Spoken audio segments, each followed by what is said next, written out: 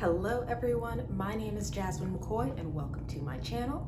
If you are new here, thank you for clicking in to drop by, but if you are a returner, it is always nice to have you back. This video is the second part of a request made by one of my subscribers, Raham Al-Faqi, 4875. Thank you so much for making your question known. It is something that I'm sure many other people, especially if they are in the process of applying to medical school, want to know. So in this video, I'm going to be giving you some tips on how to have a successful medical school interview. And before we get too far into this video, if you are not yet subscribed, that's okay. It's a little fix. I'm going to help you out. You're going to take your finger, your cursor, whatever it might be, and there is a big red button in the bottom right-hand corner that says subscribe. Click that, turn on notifications. That way you will know about my other videos that will be coming out in the future because, I will be starting medical school. I am going to be actively vlogging my medical school experience, and I'm sure if you're watching this video, you will want to see those videos as well. And if you want to support me even more, you can go to the link in the description for my Patreon. For as little as $2 a month, you can become a Patreon member. There are many different tiers. Some of them go as high as $50 a month, where you will have access to behind the scenes content and support me, a growing content creator. So without further ado, let's get into some helpful tips for your medical school interviews. The first thing we're going to talk about is presentation. When you're getting ready for your medical school interview, if it is virtual, as it was for me, you only have to get ready from the waist up. That makes things so much easier. You can have business up top, sweatpants, shorts, your fuzzy socks and slippers on the bottom. That way you'll be nice and relaxed. But up top, you want to make sure that you're dressed professionally. This is an interview after all. So you're going to wear a nice blouse, maybe a collared shirt and a blazer. Jasmine, I have natural hair. I wear an afro. I wear twists. I wear braids. I wear cornrows. Do I have to change that for medical school interviews? The answer is no. If you are a person of color, if you are Black, if you have natural hair, you do not have to change the way that you present for your medical school interviews. If the interviewer has a problem, presents bias, and that is something that is reflected in their perception of you, that is not a place that you want to be anyway. So wear your afro, wear your cornrows, wear your braids, be you. If you are a lady, things like makeup and jewelry are optional. When I was getting on my medical school interviews, I would put on some foundation, some lip gloss, some blush, and that's it. And then I'd put on some earrings. I would do that just to look a little bit more put together and also to play into those peripheral roots of persuasion. Now, that's a little medical term, but peripheral roots of persuasion are things like, oh, this person is very good looking. This person looks put together. They are going to be a put together medical student or a put together interviewee. So those are things that I was playing into by putting on makeup and jewelry for my medical school interviews. But do you have to do that? Absolutely not. You don't have to put on makeup. You don't need to put on jewelry. You don't need to do any of that, but it was something that I did for my interviews. And I had 16 interviews that I was doing during my medical school application process. And if you don't know, if you are new to this channel, I was successful in my medical school application cycle. I got accepted to 6 medical schools, one of them being the number 13 medical school in the United States, Northwestern University, Feinberg School of Medicine, where I will be spending the next 4 years of my life. Another important part of presentation is making sure that you appear nicely on the camera. So that might be buying a $20 ring light, that way you are well illuminated. It might be putting your computer on a couple of little boxes to make sure that the camera is right in front of you. That way you're not looking down for the 4-hour interview that they have you going through. And that is something that is going to be useful for you, and it's going to help aid in your posture, shoulders down, back. That way you look alert. That way you are showing and putting forth your best foot for your virtual interviewers. Another important thing for your interview day is making sure that you are in a space that reduces distractions. Those distractions can be both visual and auditory. So for me, I decided to do all of my interviews downstairs in the basement at a long table where the only things behind me was the wall and a painting. That was it. So if you are someone who maybe is still living at home, as I was, I made sure to tell my parents, Mom, Dad, I have X interview starting at 8 a.m. and it will be done at 2 a.m. For those hours, please be quiet. Please don't be calling down to me asking if I want anything. My break is this time. At that time, I'll come upstairs, have lunch, XYZ. But beyond that, please try to be as quiet as possible. During the actual interview, when you are talking to a faculty member, a staff member, a dean, a medical student, when they're interviewing you, you want to give your full attention. So that means not having anyone calling down to you, not having a super cluttered background that is going to draw people's attention away from you when they should be listening to you talk about why it is that you want to go to this school. These are the kinds of things that you want to remember when picking a nice, clean, and quiet background for your interview day. You're also going to want to make sure that you prepare for your medical school interview in a couple of ways. The thing that I would do is the night before every interview, I would go to my secondary and I would read whatever it is that I had talked about in the 10 questions that they had asked me to write essays for. This would be kind of like my review of what it is that they know about me and a review for myself of what is it that I told them. What are some of the things that I said that I was interested in, the programs that I was interested in, the department that I was looking forward to getting to know and be a part of. Maybe they have a specific diversity program that I name dropped. I want to make sure that I am bringing those things up again in the interview. And you're going to want to practice some common questions. Why did you pick this school? You probably wrote an essay about that question in your secondary interview.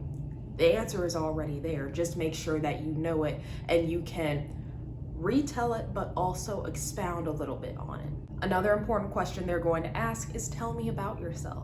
That question is, yes, them trying to get to know you, but also it is a cover for real questions like, why do you want to be a doctor? How do you know you want to be a doctor? What experiences, qualities, skills, talents do you have that make you qualified to be a medical student here at our university? So those are sub-questions that you want to also answer when talking about who you are. While it's not necessary to have your answers memorized, it is something that you will get more and more used to the more interviews you go on.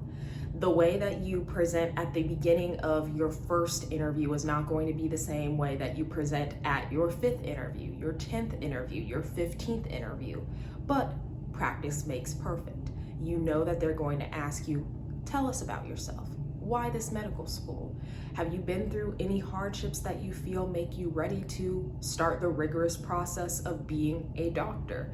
These are the kinds of questions that you can practice and that you can get some points in your head that you want to make sure you hit. You don't have to be completely memorized, but know a couple of points that you want to hit and make apparent to your interviewer. And at the end of your interview, make sure that you are asking questions. Those questions indicate to the interviewer that you care, that you want to know actively about the place that you might possibly be living the next 4 years of your life. It shows that you are engaged, and it shows that you are someone who has a heightened interest in this place. Because you have a heightened interest in them, they might have a heightened interest in you. Now, what I did personally is I had a set list of questions that I would ask interviewers at the end of my interview. One of those questions could have been, I don't know, what is it about, insert school name here, that made you come 15 years ago? If they're a faculty member, they've probably been working there for 15 years. So what quality about the school made you come here? And then Why is it after 15 years that you continue to stay with insert school name here? That's a good question. It gets the interviewer talking about themselves, and people like talking about themselves. This is also a good time for you to ask questions that are important to you. Do you have questions to the faculty member, the dean, the medical student about mental health resources, about early clinical experience, about research experience, about mentorship? These are the kinds of things that you will have the opportunity to ask them when, at the end of all of their questions being asked to you, they say, "So what do you have to say? Any other questions?" This is your time to interview them. It goes both ways. For a multiple mini interview, you will have anywhere from 4 to 6 minutes at each station, and they might have anywhere from 4 to 6 stations. At that station, you will be given roughly a minute to read a prompt. That prompt will give you some information, and at the end, it will ask you a question. There is some sort of problem to solve. There is some sort of thing that needs answering. And in that 1 minute, you will be able to read the prompt. You will be able to think about how it is that you would answer the question, the problem that is in the prompt. And then you will be opened up to your multiple mini interviewer. That person is supposed to question and probe how it is that you got to your answer. So here's an example. You are working you're working at the hospital, and there are 2 patients in need of a ventilator. One of them is an 80-year-old man, and he is vaccinated. The other one is a 25-year-old woman, and she is unvaccinated and she is pregnant. Who is it that you decide to give the ventilator to? That might be the prompt, and then you are there answering how it is that you arrived to your answer. What are the things that you weighed? What are the values that you had that led you to making your decision? So that is what you will do for anywhere from 3 to 4 minutes with the interviewer. For a group interview, all you have to do is think of it as a conversation. Yes, there are going to be some authority figures asking you a question or questions. If it's multiple questions, try to make yourself known and give an answer for each of those questions. But also, you don't want to dominate the conversation because it takes all of us to be heard. If you see someone that has not made any comments in the conversation, invite them in. That is something that looks very good, and it shows that you care, that you are observant. If someone makes a comment and you agree with it, go ahead and say that. It shows that you are collaborative. You can also add on to what someone else has said. And now some tips for group activities. For the group activity, you will get anywhere from 3 to maybe 5 people that you are working with as a team. As a team, you will have to find the solution to some sort of problem. That problem might be allocating desks and cubicles and offices to the members of a company. Obviously, everyone is going to want an office as opposed to a desk, a cubicle, but there are only so many offices. Now you need to decide which of the employees, depending on maybe seniority, or which one has had the most sales, or which one maybe has a audio sensitivity, so they can't be in a place where they're receiving a lot of outside noise. These are the kinds of things that you will have to contend with when deciding who gets an office, who gets a desk, who gets a cubicle. So that is your problem. You all now have to find the solution. One thing that is important is you want to be able to assign roles. You also want to be able to time keep. You do not want to arrive at the end of the 10-minute allotment and you all have no answer. You all have no solution. Be the one to say, guys, we are coming up on 7 minutes. Let's try to close this up because we only have 3 minutes to come up with an answer and write our reasoning for our solution, because reasoning is important also. You don't want to just give an answer. You want to have reasoning for why you believe that your answer is right. Make sure that everyone in the team is able to have their voice heard. That does include you. So make sure that you're speaking up, make sure that you're giving your opinion, your suggestion. But if there's someone who hasn't talked yet, say, Amy, do you have any thoughts? Amy, how do you feel about what it is that we just suggested? That way you are bringing everyone in and showing that you are a team player. And those are all of the tips that I have for succeeding in your medical school interview process. Now, if you are someone who is watching this, relax. I'm sure that you are probably watching this because you are in your medical school application process yourself.